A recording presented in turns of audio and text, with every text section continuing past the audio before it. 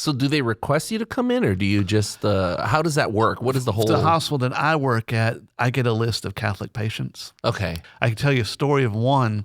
I walked to this one lady's room, and she was in really, really, really bad shape. And she couldn't talk. And her daughter's sitting there with her, standing next to her, very upset.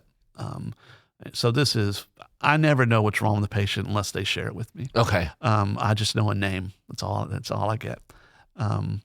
And so she, I introduced myself and spoke to her for a few minutes, and then we prayed for a little bit, and then she kept doing this. And I was like, "Oh, you want communion, right?"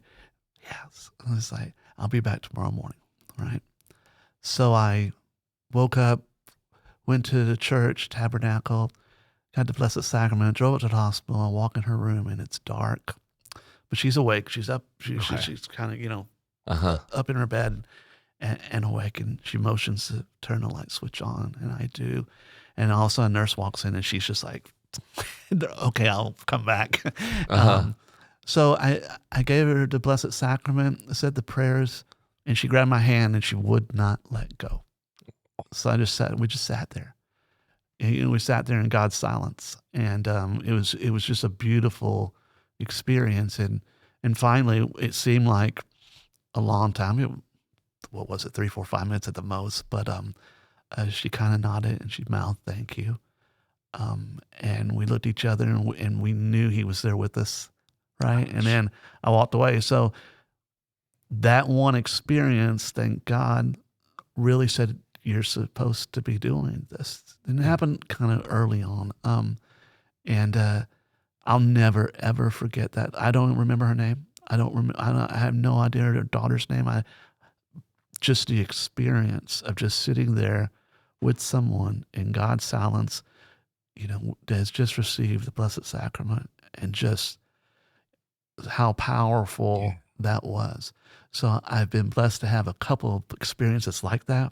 But that was the first, and that'll always stay with me. How do you keep from crying? I know. I'm like, I'm tearing up here now. Like, yeah. Wow. Because you have no idea how long it's been since she's had communion. I don't know anything at all about it. Yeah. So you don't even know what happened to her. I have no idea. Wow. No.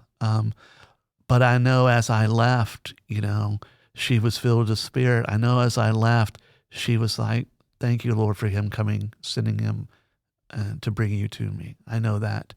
And that's all I really need to know, Yeah, because for all you know, she could have passed the next day. She could have passed the next day. And that, in a way, would be beautiful, right? And then if she healed the next day, that's just as beautiful, right? Exactly, yeah. But that kind of kept me going. I remember sitting there so the diaconate classes are every week, but formation is once a month on Saturdays. They're all day on Saturdays throughout the year, every month. And I remember there was a Q&A for whatever reason, so everyone's gathered in the auditorium. And I was like, "I have a question." I said, "When am I not going to be afraid to walk through a hospital room door?" Because we just started, maybe it's been 6 months. So I said, because I am still, I don't want to use the word terrified, but close to it every time I step through that door. And the deacons that run the program stood up and answered, and they're like, it won't go away. It won't go away. But what was cool was afterwards, I'm walking out into the lobby, and several of the guys came and said, "Man, thank you for asking me a question, because I feel the same way." I feel the same way.